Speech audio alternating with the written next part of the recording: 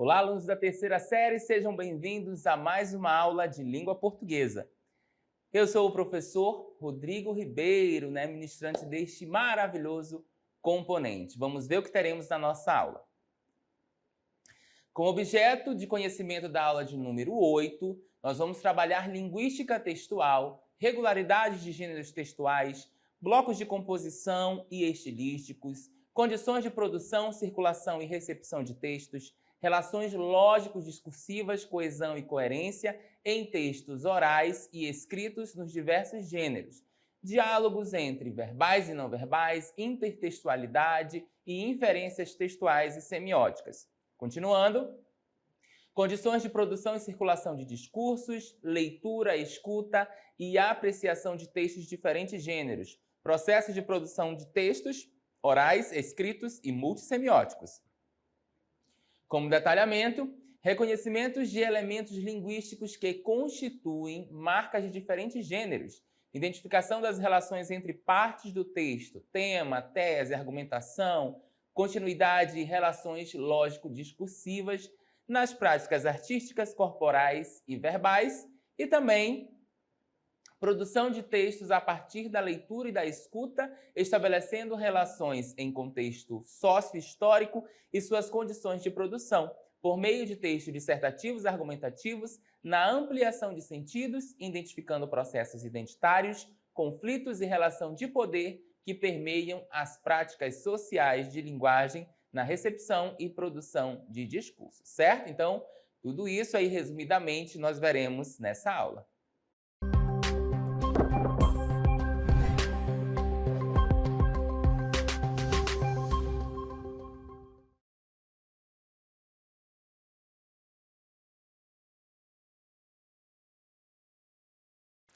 Muito bem, nós vamos começar falando de elementos linguísticos, O que seria, professor? O que seriam, esses elementos linguísticos? Então, tudo o que está inserido em um texto, ou seja, tudo que compõe um texto, desde as palavras, a pontuação, os sinais, as marcas linguísticas que nós temos ali, fazem parte dessa grande gama aí de elementos linguísticos, tá? Então, são os elementos linguísticos que vão identificar, nos ajudam a identificar as relações entre partes de um texto em diferentes gêneros. Eles vão variar de acordo com o gênero. Então, olha só, ainda nesse texto que nós lemos agora, eu consigo identificar as partes entre um texto em diferentes gêneros e perceber de que gênero textual eu estou falando por meio desses elementos linguísticos que nós estamos vendo aqui. Tá? São eles que vão me ajudar a identificar o gênero, a parte do texto, se eu estou diante de um desenvolvimento, de uma conclusão. Então, eu tenho vários elementos que vão compor aí esse texto, tá? E ele vai variar de acordo com cada gênero. Por exemplo, nós vamos ver agora, olha só. Olha que delícia que está aí na tela de vocês, gente. Eu tô com fome, tá? Mas daqui a pouquinho eu tô querendo comer um desse aí, olha só. Cada gênero tem a sua característica. E nós trouxemos, então, uma receita de um delicioso bolo de chocolate para vocês. Bolo de chocolate molhadinho, não é qualquer bolo de chocolate, hein? Apesar de cada gênero ter a sua característica, a gente tem que ter bastante cuidado na leitura, na interpretação desses gêneros, certo? Esse gênero que eu trouxe para vocês agora aqui, ele é bem óbvio. Por quê? Porque ele tem uma estrutura. Então, quando nós vamos fazer uma receita, você vai falar para alguém uma receita, você passa primeiro os ingredientes, Ou nós temos aí em vários sites, revistas, jornais, quando vem uma receita, tem primeiro os ingredientes, ou seja, o que você vai precisar para fazer aquele bolo. Então, os ingredientes aí do nosso bolo de chocolate, 2 xícaras de farinha de trigo, 2 xícaras de açúcar, 1 xícara de leite, 6 colheres de sopa cheia de chocolate em pó, 1 colher de fermento e 6 ovos. Se quiserem fazer essa receita depois, já printem aí, mandem um pedaço aqui para o professor que ele vai adorar receber o bolo de chocolate de vocês, tá bom? Continuando, nós temos então, depois dos ingredientes, o modo de preparo. Então, bater as claras em neve, depois colocar a farinha, untar o tabuleiro e colocar para assar. Continuando, Ó, enquanto o bolo assa, faça a cobertura, né? A tão deliciosa cobertura, né, do nosso bolo de chocolate. Então, você vai colocar aí 2 colheres de chocolate em pó, 1 colher de margarina, 1 copo de leite. Depois, jogue quente, né, sobre o bolo ali já assado. Deve ficar uma delícia mesmo. Mas vejam que nós conseguimos perceber que eu estou falando de uma receita de um bolo de chocolate porque eu tenho elementos linguísticos que me ajudam a identificar que é uma receita, que esse gênero textual é uma receita, né? Eu estou falando de uma receita, um gênero textual. Então, ali eu tenho a quantidade, eu tenho o modo de preparo, eu tenho os ingredientes. Tudo isso leva a crer, então, que eu estou falando de uma receita, né, de um bolo. Esses elementos linguísticos me ajudaram a chegar a essa conclusão. Assim acontece no nosso texto dissertativo argumentativo. Esses elementos linguísticos, eles vão nos ajudar também a perceber, né, as partes de um texto dissertativo argumentativo. Então vejam só, o que é um texto dissertativo argumentativo, tá? Primeiro, gente, dissertar é falar sobre o tema sugerido, sem a intenção de convencer. Então vejam aqui que está até destacado, eu vou reforçar essa ideia para vocês, tá bom? Dissertar é falar sobre o tema sugerido sem a intenção de convencer. Então eu só falo sobre aquele tema. Eu não estou querendo convencer ninguém, eu estou dissertando sobre ele. Já dissertar de forma argumentativa é expor a sua opinião. Então veja, eu posso só dissertar, eu posso só falar sobre o tema sugerido. Mas quando eu disserto argumentando, meu texto dissertativo argumentativo, que é o que vocês irão fazer lá na prova do Enem, né? Eu vou argumentar e expor a minha opinião, né? A sua opinião sobre o tema que está proposto. Você precisará posicionar-se. Olha que palavra interessante aqui, professor. Posicionar-se, né? Você vai colocar a sua opinião, dizer a sua posição sobre aquele tema que está proposto. E vai ter que fazer o quê? Quando você se posiciona, convencer o seu leitor. Pode ser o seu leitor, pode ser aquela pessoa que está avaliando, né, a sua redação ali do Enem. Você vai ter, então, que convencer, né, a partir do seu posicionamento, da sua opinião, você vai ter que convencer o seu leitor que aquela sua opinião é válida. Então, um texto dissertativo argumentativo, ele traz isso, né? Traz essa característica de você se posicionar a fim de convencer o seu leitor. Quando eu disserto, eu apenas exponho a minha ideia, né? Eu não tenho ali a intenção de convencer. Mas quando eu disserto com argumentos, né, um texto dissertativo argumentativo, eu já tenho esse posicionamento a fim de convencer alguém, certo? Então, olha só, nós vamos ver nesse momento aqui um esquema, né, bem básico do que é um texto dissertativo argumentativo. O texto dissertativo argumentativo, ele começa com a introdução, né? E essa introdução, ela traz o quê? O tema, o problema e a tese, tá? Tema, problema e tese. Primeiro ponto aí de um texto dissertativo argumentativo, a introdução, com esses 3 elementos que nós estamos vendo aqui. Tema, problema e tese, tá bom? Depois nós temos o desenvolvimento, que traz aí 2 parágrafos, né? 2 parágrafos de argumento 1 e argumento 2. Dentro do desenvolvimento, eu trago 2 argumentos. Então, vamos lá, texto dissertativo argumentativo, essa é a estrutura, introdução, desenvolvimento e mais a conclusão que está aqui embaixo. Olha só, na conclusão eu tenho a retomada do tema e do problema que está lá na minha introdução, olha só, está na minha introdução, a proposta de intervenção e a reafirmação da tese. Né? Essa estrutura aqui é a estrutura que o Enem pede, tá? Então fiquem atentos, fiquem ligadinhos aí. Introdução, desenvolvimento, conclusão. Se quiserem aí, né, já tirar foto, fazer algum registro de alguma forma, é bem interessante para que vocês tenham, que na introdução eu tenho tema, problema e tese, no desenvolvimento, argumento 1 e 2, 2 argumentos, e a conclusão, a retomada da minha tese, do meu problema, uma proposta de intervenção e a reafirmação dessa tese, tá bom? Mas nessa aula de hoje nós vamos ver em detalhes aí a parte da introdução, né? O tema, a tese, o título, né? Alguns elementos que talvez vocês podem se confundir. Nós vamos começar com o tema. Olha só. Não devemos confundir tema com título, tá? Não devemos confundir tema com título. A primeira coisa, gente, elas são palavras sinônimas, tá? Desculpa, elas não são, tá bem aqui. Elas não são palavras sinônimas, certo? Tema é uma coisa, título é outra coisa. Título e tema são conceitos similares, mas não são iguais.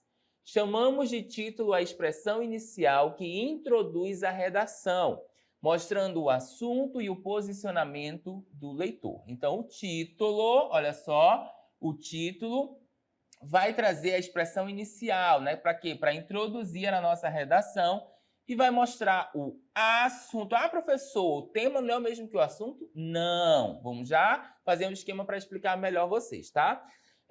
Vai trazer o assunto e o posicionamento do texto. Chamamos de tema, ó, o tema, o assunto a ser abordado, tá?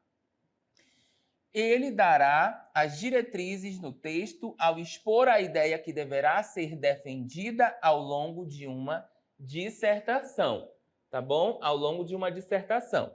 Vocês precisam ficar atentos aqui. O tema, ele vai abordar esse assunto e vai nortear aí, né, ao longo dessa dissertação uma ideia, tá? Vamos lá, então, rapidinho, só para a gente ver essa diferença, tá? Quando eu falo de tema, quando eu falo de título, e aqui eu vou colocar aqui embaixo o assunto. Na verdade, o assunto, deixa eu só apagar rapidinho aqui. O assunto era para vir aqui em cima, que é o primeiro, tá? Então, o assunto, eu posso falar de quê? Eu posso falar da desmatamento, né? Posso falar de desmatamento. Esse aqui vai ser o meu assunto. Só que eu tenho que ter um tema, né, sobre esse assunto. Ah, eu vou falar sobre o desmatamento na Amazônia.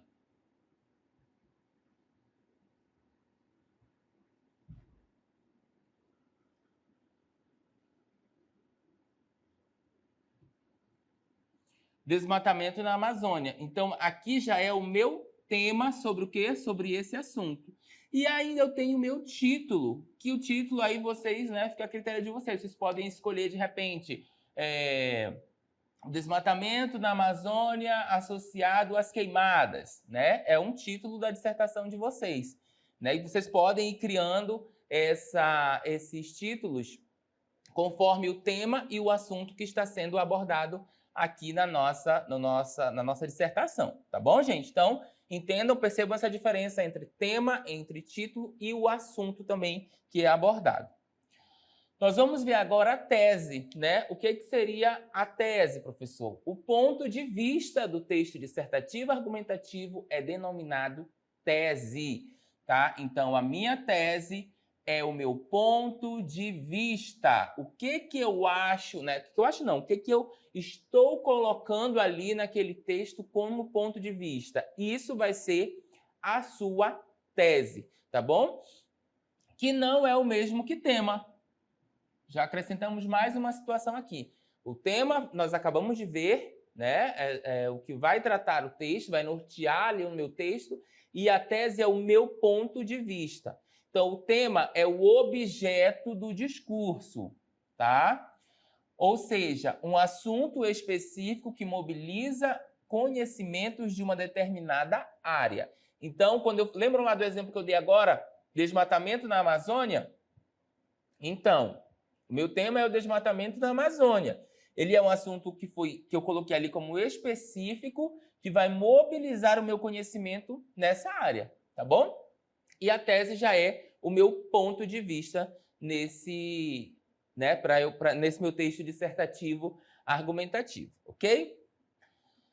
Então, aqui a tese é o desenvolvimento de um tema a partir de uma ideia central de um ponto de vista. Então, se a tese né, eu tenho ali meu ponto de vista, eu vou ter um desenvolvimento de um tema a partir dessa ideia central, né, ou do meu ponto de vista, que é a minha tese. E aí ela vai referir-se à ideia principal do texto, que vai conduzir toda o quê? A argumentação e refletir o que vai ser defendido nele. Eu trouxe a minha tese, a partir dessa tese eu vou ter os meus argumentos, né? E aí esses argumentos vão me ajudar a refletir sobre o que eu quero defender ali na minha tese. Ela deve ser explícita, então a tese ela precisa estar à mostra, né? Precisa estar ali bem escrita e apresentar um ponto de vista, ou seja, o posicionamento crítico do autor.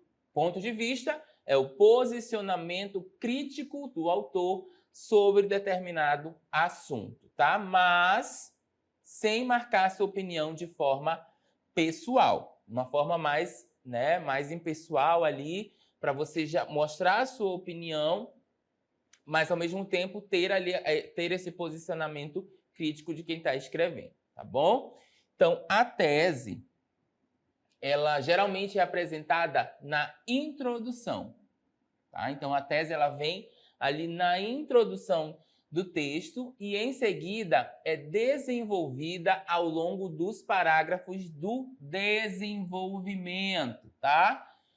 Com o autor apresentando argumentos, exemplos e informações relevantes para sustentá-la. Então, vejam só aqui, ó, a tese, ela vem aonde? Na minha introdução, professor. Muito bem, vem na minha introdução. E aí, onde que eu vou desenvolver essa tese?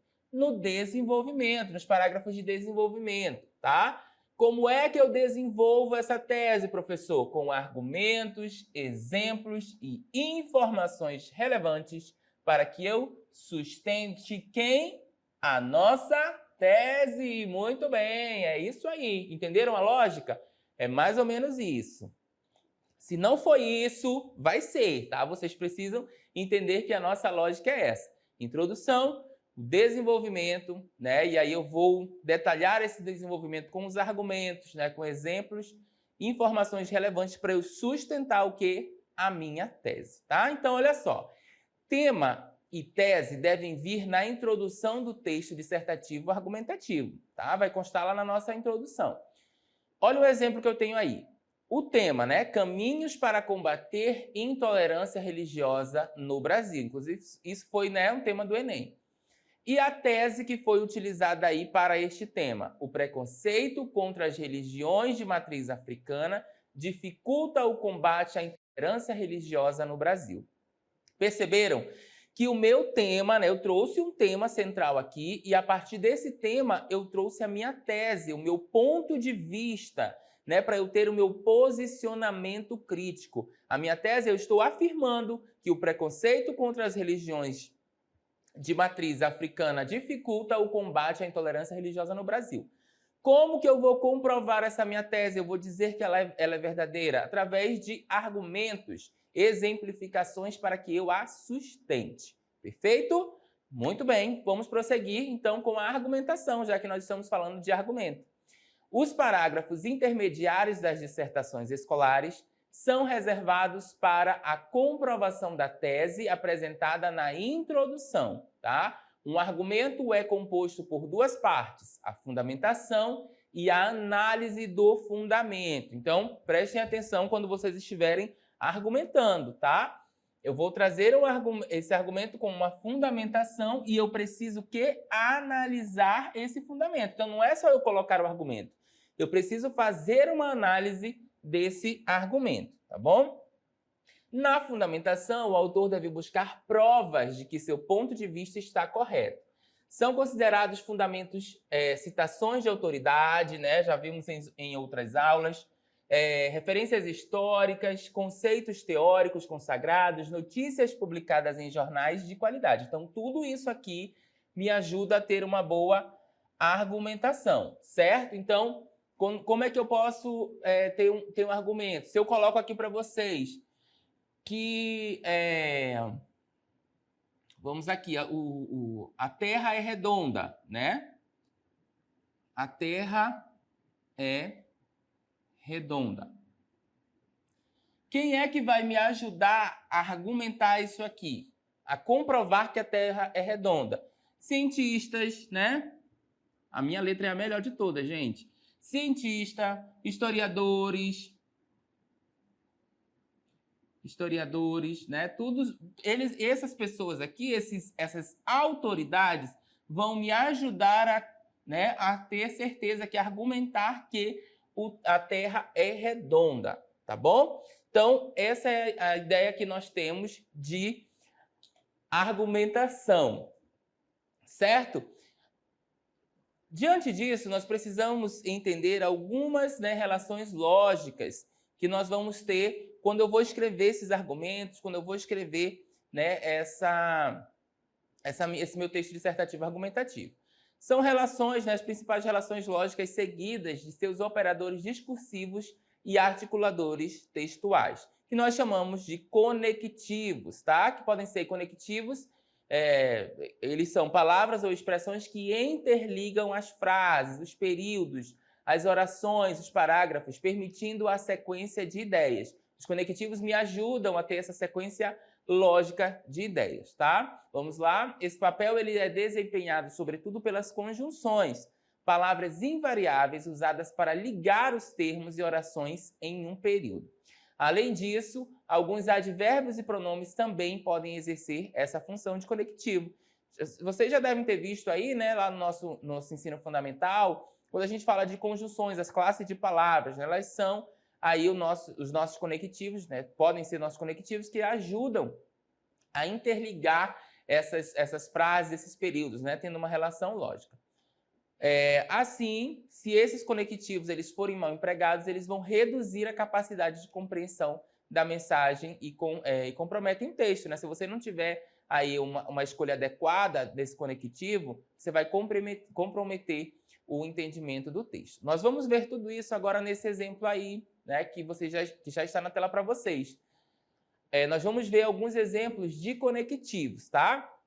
Então, conectivos de prioridade e relevância, né? São aqueles conectivos que são muito usados, né, no início das frases para apresentar uma ideia.